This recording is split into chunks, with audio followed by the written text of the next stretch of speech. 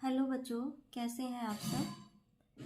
आज हम करेंगे अध्याय नंबर 14 जिसका नाम है शरीरम आद्यम खलु धर्म साधनम।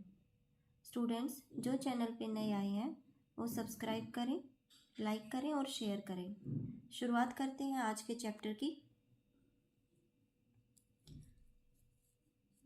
हमारे शरीर का स्वस्थ होना कितना आवश्यक है। स्वस्थ होने पर ही हम अपने प्रत्येक गतिविधि तथा क्रियाकलाप को बढ़िया तरीके से संपन्न कर सकते हैं। हमारे साहित्य में शरीर को स्वस्थ रखने पर बहुत बल दिया गया है। कालिदास ने शरीर को धर्म पालन करने अर्थात कर्तव्यों को पूरा करने का पहला साधन बताया है। प्राचीन काल में भारतीय मनुष्यों ने हजारों वर्षों से गंभीर निरीक्षण के पश्चात प्रतिदिन प्रत्येक व्यक्ति द्वारा पालनीय कुछ ऐसे नियमों का विधान किया है जिन्हें हम नित्य कर्म कहा जाता है तथा ये नित्य कर्म प्रतिदिन नींद से जगने के पश्चात किए जाते हैं, जैसे शौच करना, दांतों को साफ करना, व्यायाम करना, तेल मालिश करना तथा स्नान इत्यादि। इसके प्रमुख जो है ग्रंथ चरक संहिता है, अष्टाग्रह ग्रंथ हृदय तथा सुश्रुत संहिता आदि हैं। ठीक है, तो स्टूडेंट्स आज हम जो भी ये श्लोक करेंगे तो उनके बारे में इसमें थोड़ा सा बताया गया है। अभी वो श्लोक देखते हैं क्या है। पहला हमारा श्लोक है, ब्राह्मी मुहूर्ते उत्तिष्ठ। सर्वप्रथम मनुष्य को प्रत्येक काल जल्दी उठ के जो है ब्रह्म मुहूर्त में यानी सुबह जल्दी उठ के स्वास्थ्य रक्षार्थम जल्दी उठना चाहिए और बिस्तर को छोड़ देना चाहिए। इससे हम अपने शरीर की रक्षा करेंगे और हमारी आयु जो है वो बढ़ेगी। ठीक है, तो ये सबसे पहले वाला श्लोक है। दूसरे श्लोक में कहा गया है, आप तो उत्थित्राग्रम द्वौ काले कषाय कटु तिक्तम भक्षेद दंत पवनम दंत मासाय बांध्यम। कहा गया है कि कोई भी आप एक वृक्ष ले, उसकी एक डाली तोड़े, ठीक है, उसकी जो टहनी है उसको तोड़ के और उसको दातुन बनाए और उसके पहले वाले भाग को अच्छे से जो है वो कुचल दे। ठीक है, और वो जो आपकी वो दातुन बनेगी उसको अच्छे से जो है अपने दांतों पे रगड़े और इस तरीके से रगड़े ताकि आपके मसूड़े जो है उनको कोई हानि ना पहुंचे। ठीक है, और वो जो दातुन बनेगी वो किसकी बनेगी, कैसी होनी चाहिए। दातुन जो है वो कसैली, कड़वी और तीखी, ठीक है, स्वाद जो है वो स्वाद की होनी चाहिए। ठीक है, ऐसे नहीं कि वो, क्योंकि जब आप उस दातुन का यूज करेंगे तो वो जो है आपके जो दांत में कीड़े हैं या कोई अन्य चीज है तो उसको वो खत्म करेगी। ठीक है, सबसे पहले श्लोक में था आपको जल्दी उठना चाहिए, दूसरे में अच्छे से दातुन करनी चाहिए। दातुन कैसी होनी चाहिए, दातुन जो है कसैली होनी चाहिए, खट्टी, कड़वी और तीखी, इनमें से कोई भी हो सकती है। ठीक है, तीसरे श्लोक पे आते हैं, निहंति गंध वैरस्य जीहा दंता संयजम मलम निष्क्रह रुचित मादते सदोह दंत विशोधनम।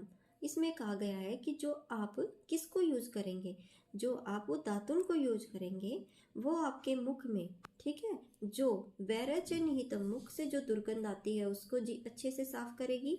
जीहा दंता, और आपके जो है जीभ को साफ करेगी। और जब ये सब साफ हो जाएगा तो आपको फायदा क्या होगा, आपके मुंह का जो है स्वाद वापस आ जाएगा, फीकापन दूर चला जाएगा और आपके दांत और मुख जो है वो साफ हो जाएंगे, जिससे कि आपके खाने में रुचि भी बढ़ेगी। ठीक है, तो दातुन का बहुत ज़्यादा फायदा है कि दातुन हमें क्यों करनी चाहिए। अभी हम बच्चे फोर्थ करेंगे। ठीक है, फोर्थ में कहा है, शरीराय जन्म कर्म वयागम उच्यते लाघव कर्म सामर्थ्यम दीप्ता अग्नि दशः शय विभक्त धन गात्रहु व्यायाम दुपह जायते।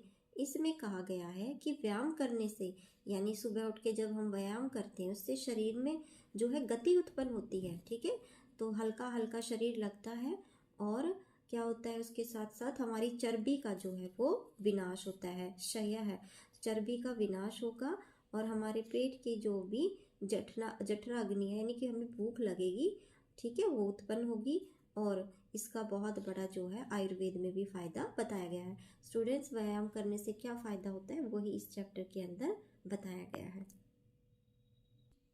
आगे देखते हैं, अभ्यं गमः चेरहे नित्यं स जराशरं वातः दृष्टि प्रसाद पुष्ट यायु स्वर्ण सुतवकः दाढ़य कृत।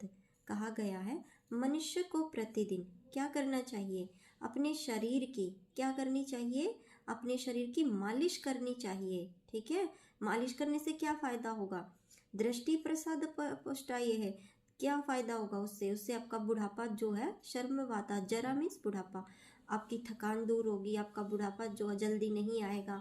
और शरीर में जो आपकी मालिश करने से आपकी आंखों की दृष्टि जो है वो बनी रहेगी, मन आपका खुश रहेगा और आयु जो है वो बढ़ेगी और निद्रा अच्छी आएगी और रंग भी जो है वो आपका साफ होगा। तो यहाँ जो ऊपर हमें क्या बताया गया था, व्यायाम करना चाहिए और जो है प्रतिदिन तेल की मालिश करनी चाहिए। इन चीज़ों से मालिश करने के बाद क्या होगा, ये सारी चीज़ों में आपके फायदे होंगे। ठीक है स्टूडेंट्स, अभी हम देखेंगे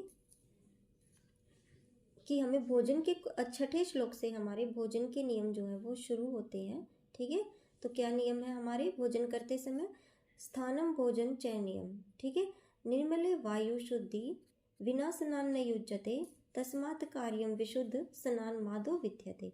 कहा गया है कि इंसान को नहाना बहुत जरूरी है। क्यों जरूरी है, क्योंकि हमारे शरीर में जो है विशुद्ध यानी कि गंदे जो पसीना है, ठीक है, खुजली है, खारिश है और भी बहुत सारी जो बीमारियां हैं वो नहाने से दूर हो जाती हैं और अपने शरीर को शुद्ध रखना बहुत ज़रूरी है। ठीक है, तो हमें क्या करना चाहिए, शरीर को शुद्ध रखना चाहिए, साफ रखना चाहिए, निर्मल रखना चाहिए ताकि हमारा शरीर रोगों से दूर रहे और हमारा शरीर की जो काया है, हमारा शरीर जो है वो चमकता रहे।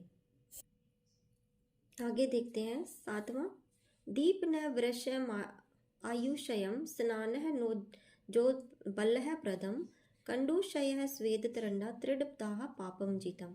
अब कहा गया है कि स्नान करने से मन और शरीर शुद्ध होते हैं, इससे बल जो है वो बढ़ जाता है, बलम प्रदम यानी बल बढ़ता है। ठीक है, आगे ये कहता है कि और क्या फायदा है, कंडू मतलब खाज, शय का मतलब होता है रोग, कोई भी रोग लगा लो आप, और उसके बाद है स्वेदह, स्वेद है तंद्रा यानी कि कोई भी, कि जैसे आपके शरीर में कोई बीमारी है, कुछ है, थकान है, तो ये सारी चीज़ें जो है आपकी दूर हो जाएंगी और आपका शरीर जो है वो कांति जो शरीर की वो बढ़ जाएगी। इसलिए हमें नित्य जो है स्नान करना जरूरी है। ठीक है, अगले वाला श्लोक देखेंगे। सातवां जो आपका श्लोक है उसको एक बार फिर देख लेते हैं कि हमें दीप्त करने वाला हमारा जो शरीर है, ठीक है, उसको दीप्त करना बहुत ज़रूरी है। हमारा शरीर जो है, मन की थकान, शरीर को शुद्ध करना बहुत, क्योंकि उसी से हमें बल मिलता है, आयु बढ़ती है, स्नान थकान आदि दूर होती है। ठीक है, भाव जो है हमारे शुद्ध होते हैं, जलन नहीं होती। ठीक है, तो ये सारी चीज़ें स्नान के लिए फायदा। आठवां देखते हैं, भोजन अंते है पिबेत तक्रम वासारंते पिबेतः पया निशांते च पिबेत वारी त्रिभी रोगे न जायते। कहते हैं भोजन के अंत में हमें तक्रम यानी छाछ पीना चाहिए और भोजन के अंत में हमें छाछ का सेवन जरूर करें। वासा अंतरे पिबेते, और उसके बाद जो है दिन के अंत में हमें क्या लेना चाहिए, दिन के अंत में हमें अर्थात रात्रि में हमें किसका, दूध का सेवन करना चाहिए। ठीक है, और उसके बाद रात्रि के समाप्त होने पर, और रात्रि यानी प्रातः काल उठ के हमें रात्रि में दूध और प्रातः काल उठ के हमें किसका सेवन, पानी का सेवन करना चाहिए।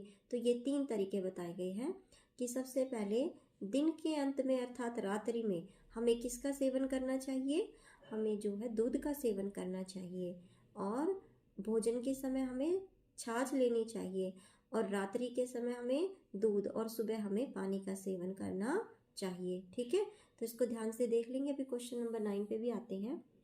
हितासी संयम तिशी सयात काले भोजी जितेंद्रिय पश्यन रोगान बहुन कष्टान बुद्धिमान विषम कांता।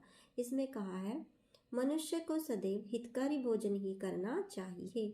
ठीक है, थोड़ा भोजन करना चाहिए, भूख से अधिक भोजन करने से हानि होती है, क्योंकि बच्चे अगर आप ज़्यादा भोजन करोगे तो आपके शरीर को नुकसान पहुंच जाएगा।